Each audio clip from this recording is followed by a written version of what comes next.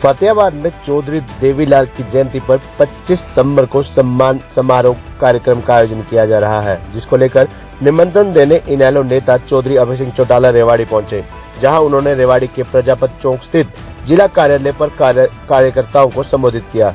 अभय चौटाला ने पहले की तरह मौजूदा सरकार पर प्रहार करते हुए कहा कि देश जनता के साथ विश्वासघात किया जा रहा है।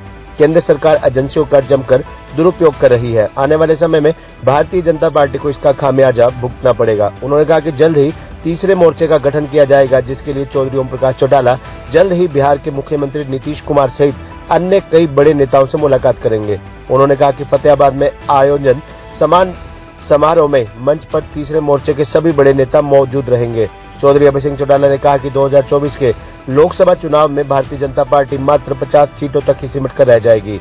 उन्होंने कहा कि हरियाणा में होने वाले गठबंधन में केंद्रीय राज्य मंत्री राव इंद्रजीत सिंह को भी वह शामिल करने में कोई गुरेज नहीं करेंगे। बता दें, एक बार फिर से किसान सरकार का विरोध कर रहे हैं और आंदोलन की रूपरेखा तैयार करने में जुटे हुए हैं। उसके पीछे किसानों की जमीनों को जबरन बेचने की तैयारी सरकार कर रही है, उसी का किसान विरोध कर रहे हैं। किसानों की आमदनी बढ़ाने का दावा करने वाली केंद्र सरकार आज किसानों पर कुठाराघात कर रही है। इसका परिणाम 2024 के चुनाव में निकलकर सामने आएगा।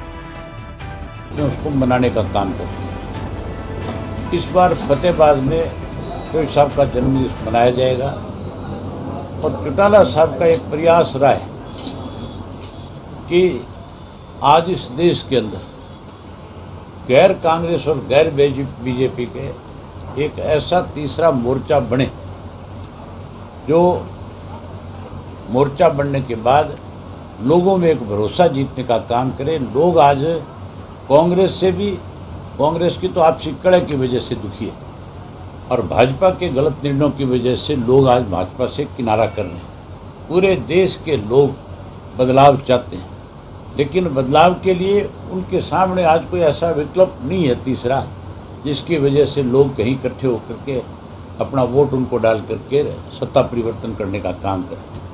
चौटाला साहब का प्रयास रहा है हमेशा कि तीसरा मोर्चा बने और हम उम्मीद करेंगे कि इस चौधरी साहब के जन्म दिवस पे, क्योंकि चौधरी देवीलाल ने बहुत बड़ी भूमिका निभाई थी कांग्रेस को सत्ता से बाहर करने में। जनता दल का गठन किया था, भाजपा को साथ जोड़ा था और मिलकर के कांग्रेस को सत्ता से बाहर करने का काम किया था। आज भी उसी किस्म के हालात हैं, लोग बदलाव चाहते हैं। चौधरी ओम प्रकाश चौटाला जी का प्रयास है कि तीसरा मोर्चा बने और इस 25 सितंबर को उस तीसरे मोर्चे की कहीं ना कहीं शुरुआत होगी। मैं ये तो नहीं कह सकता कि हर हालत में तीसरा मोर्चा उसी दिन ही बन जाएगा।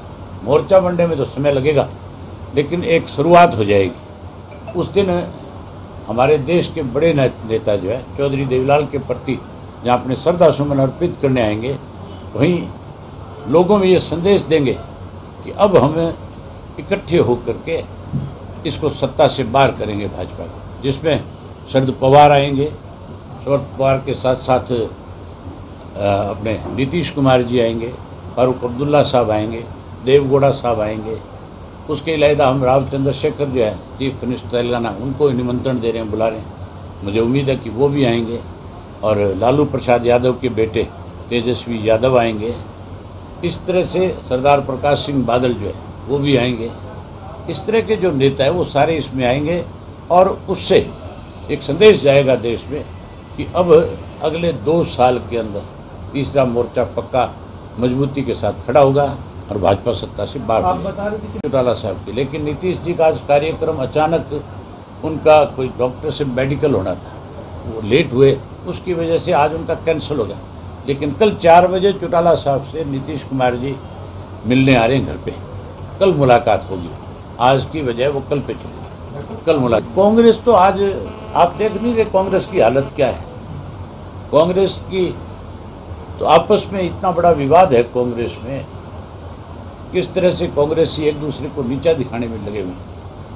जो पार्टी अपना संगठन, अपना परिवार, घर नहीं संभाल पा रही ठीक ढंग से, वो कैसे इस देश में भाजपा का विकल्प बन सकती है।